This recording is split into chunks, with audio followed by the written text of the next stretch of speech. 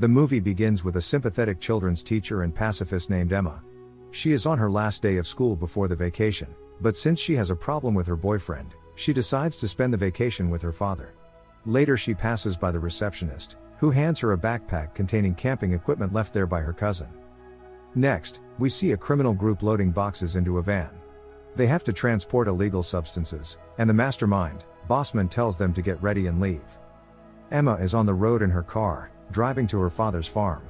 She calls him and tells him to start the timer to check how long it will take to get there, because her father is overprotective of her. She receives a message from her boyfriend and appears very upset. She gets out of the car to reply. It turns out that she had a conflict with him because of a fight he got into. He hit another person, and she is now very angry with him because she is a pacifist. Her boyfriend justifies himself by saying he was defending himself, but Emma says she wants a kinder non-violent boyfriend. She gets back into the car. Later, the gang, already on the road, is stopped by a policeman on duty. The policeman approaches the van and asks for the papers of Pete, the newest member of the gang. Pete is very nervous and is unable to mask his nervous tension. The policeman realizes that something is wrong, and asks him what is in the back of the van. Bossman responds that they are moving and the van is full of tools and other items. But the policeman gets annoyed. The three henchmen from the group approach and call the policeman, pretending to need help with directions. The policeman tells them to wait. Seeing that they cannot divert his attention from the van, three men get out of the car and approach the policeman. He feels danger and tells them to get back in the car. But at that point, they all pull out their weapons and manage to subdue the officer. One gang member, Baz, hits the policeman in the head with his gun, knocking him unconscious, and they decide to take him to a hidden place. At that moment, Emma is driving in that same direction, and her car has a problem with the radiator and overheats. She tries to use the phone to call for help, but there seems to be no signal in that area. The gang comes to an area not too far from the road, and they surround the policeman, who has a bag over his head. Since he has seen their faces, they cannot release him and decide to kill him. But Bossman doesn't want to get his hands dirty, and orders Pete to do it, because he is the one who put them in this difficult situation. First, however, Bossman wants to check if Pete knows how to shoot, but then he finds out that the rookie has never used a gun before. He orders him to take 2 test shots at some rocks just ahead. Emma stands on the road nearby and hears the shots. Curious, Emma leaves her car on the road, and goes in the direction of the noise. She witnesses the scene of the gang surrounding the policeman.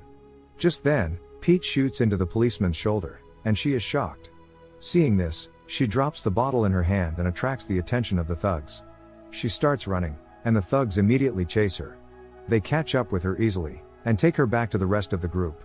Now they realize that they have to kill her too, but one of them, Bola, says that they should use her first and only then eliminate her. Bossman agrees to the idea, but with the condition that whoever uses her will be in charge of killing her. Bola looks at her for a moment and agrees. The group doesn't realize that the policeman is still alive, in fact crawls slowly toward the police car. Emma sees him, and he signals to her to remain silent. As the gang decides who will be the first to use Emma, the policeman finally arrives at the car. Bola takes Emma aside and handcuffs her, but before he can start to do anything, the officer escapes. The criminals start chasing him and shoot him in the process. Bossman takes a rifle from the car and positions himself on the knoll, eventually hitting the officer in the head. Meanwhile, Emma desperately tries to grab the belt where the handcuff key is. She finally manages to reach it and breaks free. As she runs, she recalls her father's teachings as a child on how to defend herself. She crosses a fence and manages to get back to the car, from which she takes a small bag, and the large red backpack that her cousin had left for her at the front desk. Meanwhile, Bola discovers that Emma has run away. Bossman is furious because they are doomed if they don't kill the girl. He tells them all to go together to look for her using radios to communicate. Thus, they set out to hunt for Emma. Meanwhile, her father is worried because his daughter should have already arrived or communicated with him. He watches the road waiting for her arrival but sees no one. He calls her, but he can only reach the answering machine, which makes him even more worried. At that moment, Emma is hiding and is in a state of panic. She begins to cry, terrified of what might happen to her.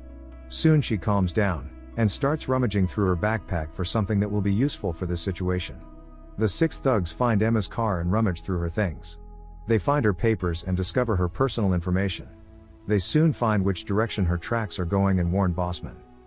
As she walks, Emma realizes that she is leaving her trail all the way, allowing the gang to follow her. So, she sees a hill in the distance and gets the idea to forge more tracks in other directions.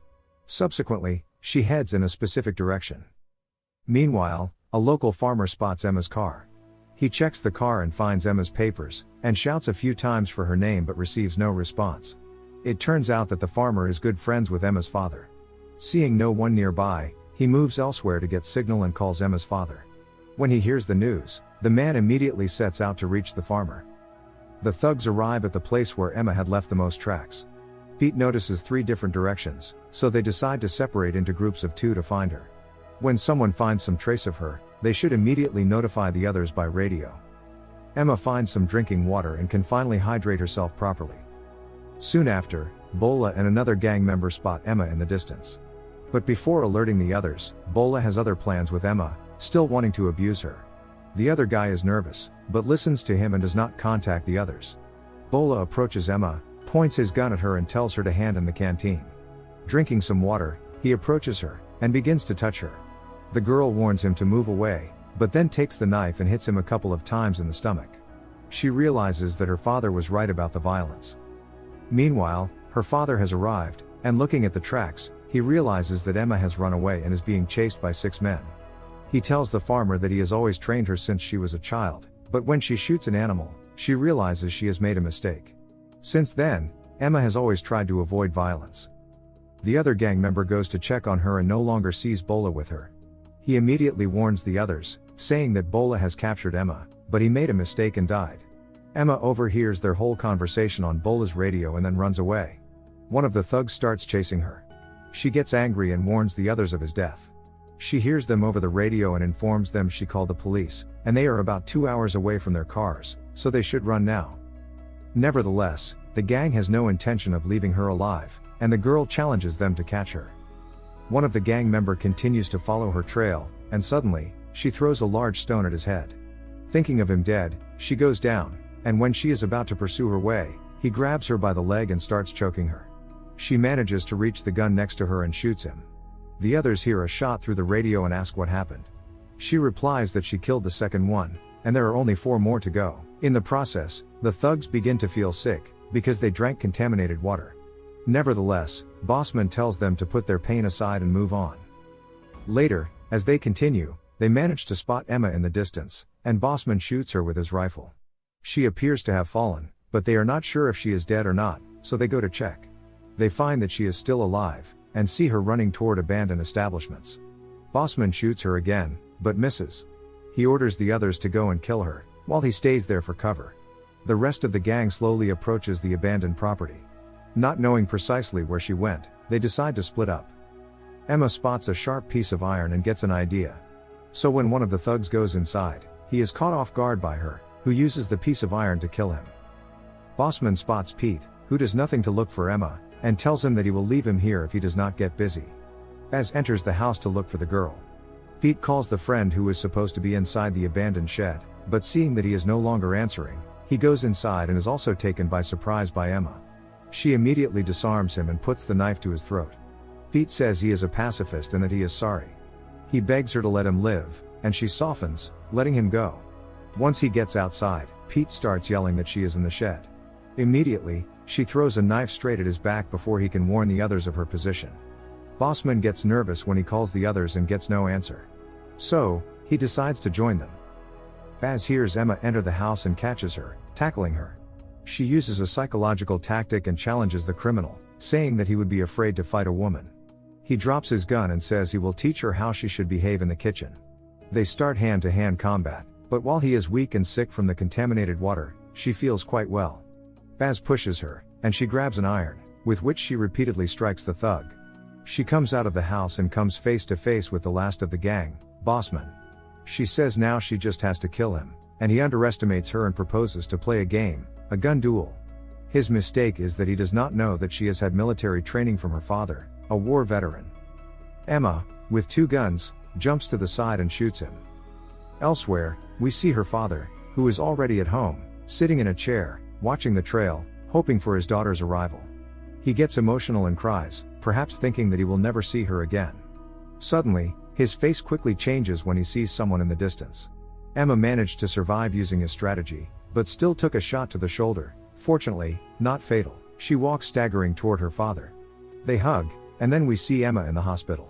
She has learned a new lesson about violence and defense, and decides to forgive her boyfriend and get back together with him. The end. Thank you for watching. Subscribe if you'd like to see more videos like this.